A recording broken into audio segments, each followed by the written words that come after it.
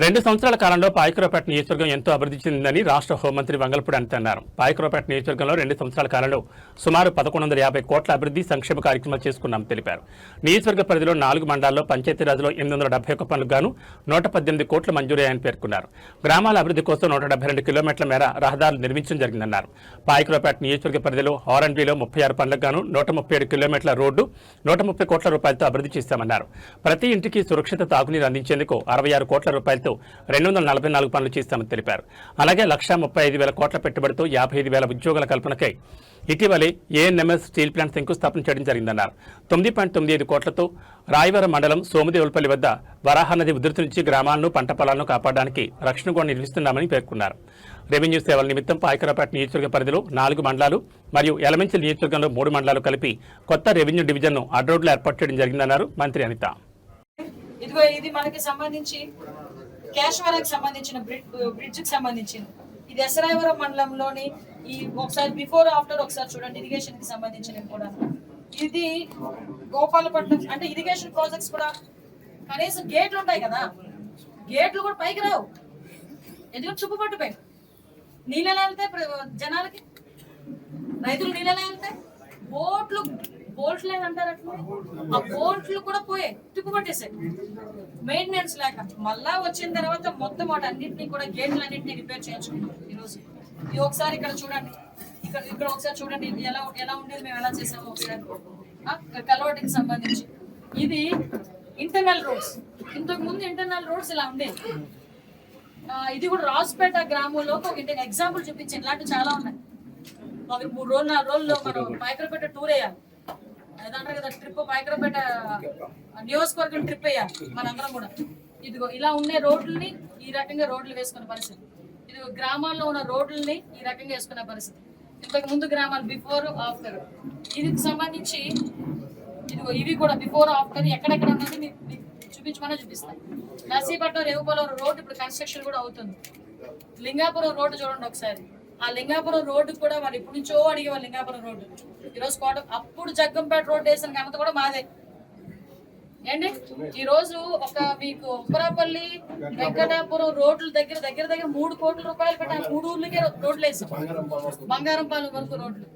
అది కాకుండా ఇవన్నీ ఇంటర్నల్ రోడ్స్, ఇవన్నీ ఇంటర్నల్ రోడ్స్, మొత్తం పంచాయతీరాజ్కి సంబంధించిన రోడ్స్. ఇది అణుకు, ఇదిగోనయ్యా అణుకు. ఇన్ని రోజుల్లో మీరు అనుకుంటారు ఓట్లు ఎక్కువ ఉంటేనే రాజకీయ నాయకులు పనిచేస్తారని కొంత అపోహ చాలా మందిలో ఉంటారు. కానీ అణుకు గ్రామంలో ఎంతమంది ఫ్యామిలీస్, అణుకు గ్రామస్తులు అందరూ కలిపి 150 మంది, 43 ఇల్లులు. నేను ఆ విలేజ్ లోకి వెళ్తే రోడ్ లేదంటే 45 ఇల్లులున్న ఊరికి 3 కోట్ల రూపాయలు పెట్టి రోడ్ ఇచ్చాం.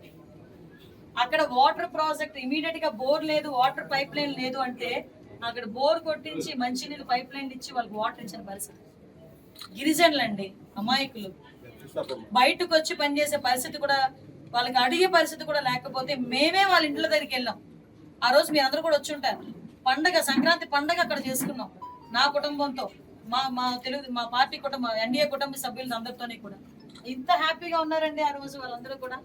ఈ రోజు వాళ్ళందరూ ఏ పంట పండినా గుబుక్మని నా దగ్గరకు వస్తున్నారు. అమ్మ మేము ఇది పండించుకున్నామమ్మా. ఆ రోజు అంత కష్టంలోనే కూడా నాకు ఇన్ని టమోటాలు, ఇన్ని పప్పులు అన్ని నా చేతికిచ్చి పంపించారు. ఒక ఆడబిడ్డని ఇంటికి వచ్చినప్పుడు ఎలా పంపిస్తారు అలా పంపించారు. 19 నుంచి 24 వరకు ఉన్న రాక్షస పరిపాలనకి చర్మగీతం పాడి 2024 జూన్ 4వ తారీఖున నిజంగా చెప్పాలంటే రాష్ట్రం అంతా కూడా పండగ వాతావరణం నెలకొని సుమారు ఎన్డీఏ కూటమిని 164 సీట్లతో ఆంధ్రప్రదేశ్ రాష్ట్ర ప్రజలు, ఆంధ్రప్రదేశ్ రాష్ట్ర ఓటర్లు, ప్రపంచవ్యాప్తంగా ఉన్న ఓటర్లు కూడా ఇక్కడికి వచ్చి ఓట్లేసి ఎన్డీఏ కూటమికి ఏదైతే పట్టం కట్టారో ఈరోజు మొన్న జూన్ 4వ తారీఖు 2 సంవత్సరాలు పూర్తయింది. అయితే ఒక జవాబుదారీతనం గల పార్టీగా, ఒక జవాబుదారీతనం గల ప్రభుత్వంగా ఈ 2 సంవత్సరాల కాలంలో రాష్ట్రంలో ఏం జరిగింది, అదేవిధంగా నియోజకవర్గాల్లో అభివృద్ధి సంక్షేమ కార్యక్రమాలు ఎలా చేశామన్నది చెప్పాల్సిన బాధ్యత మా అందరి మీద కూడా ఉంది.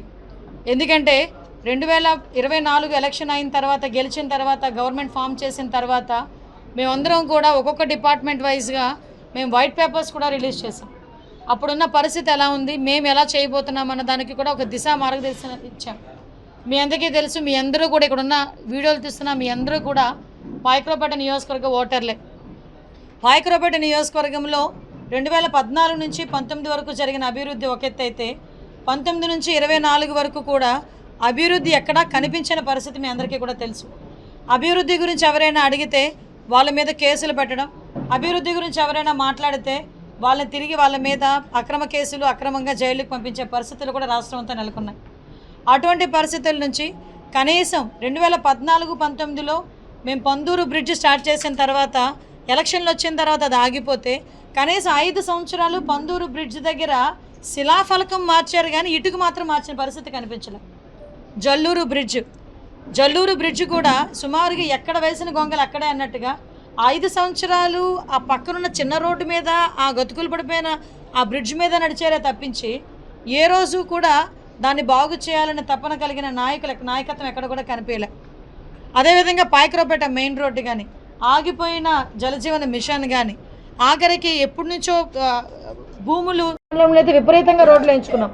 అనుకు గ్రామానికి ఏం చెప్తారండి, ఎస్టీలు నా ఎస్టీలు అని మాట్లాడే జగన్మోహన్ రెడ్డి ఒక్క పాయకరావుపేట నియోజకవర్గంలో ఉన్న 2-3 గిరిజన గ్రామాలకి కూడా రోడ్లు వేయించుకోకపోతే మళ్ళా నేను మొన్న గ్రామస్తులందరికీ కూడా మంచి జరగాల, గ్రామస్తులకు ఒక భరోసా కల్పించాలని నా కుటుంబంతోనే కాదు మొత్తం మా క్యాడర్ అంతా కూడా సంక్రాంతి పండుగ, కనుమ పండుగ ఆ ఊర్లో మేము సెలబ్రేట్ చేసుకొని ఆ ఊరికి కావాల్సిన ఈరోజు ఆ ఊర్లోకి వెళ్తే రేషన్ ఇస్తున్నాం, ఆ ఊర్లోనే రేషన్ ఇస్తున్నాం, ఆ ఊర్లో వాటర్ ఫెసిలిటీ కల్పించాం. ఆ రోడ్డుకి 3 కోట్ల రూపాయలు పెట్టి ఆల్రెడీ రోడ్డు కూడా స్టార్ట్ అయింది ఈరోజు అనుకు రోడ్డు కూడా.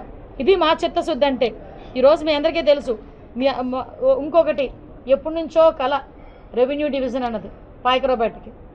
పార్టీలకు అతీతంగా కొంతమంది అయితే బయటకు వచ్చి ఎక్స్ప్రెస్ చేశారు సంతోషాన్ని, కొంతమంది అయితే ఇంకా అందులో ఉండిపోయారు. కానీ ఒకటి, ఈరోజు రెవెన్యూ డివిజన్ కింద పాయకరావుపేట నియోజకవర్గం అడ్డు రోడ్డు డివిజన్ కింద. ఈరోజు అడ్డు రోడ్డు అంటే ఎవరికి తెలియదు మొన్నటి వరకు. ఈరోజు రాష్ట్రంలోని అడ్డు రోడ్డు ఒక రెవెన్యూ డివిజన్ ఉంది, ఒక అడ్డు రోడ్డు అన్న ఒక ఊరు ఉంది, తిమ్మాపురం పంచాయతీ అన్నది ఈరోజు అందరికీ కూడా తెలిసేటట్టుగా ఈరోజు గౌరవ ముఖ్యమంత్రి గారు రెవెన్యూ డివిజన్ ఇవ్వటం.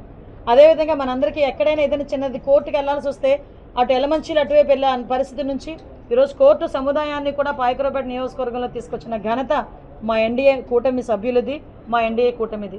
ఈరోజు గౌరవ ముఖ్యమంత్రి గారు ఆ రోజు మాకు సారథ్యంలో ఫరూక్ గారు, బిడ్డ నీ ఊర్లో కోర్టు ఉందా లేదా అని అడిగి మరి ఇచ్చారు ఈరోజు గౌరవ మంత్రి గారు ఫరూక్ గారు. అంటే అది ఈరోజు మాకున్న చిత్తశుద్ధి అని చెప్పడానికి ఇది ఒక నిదర్శనంగా భావించాలి.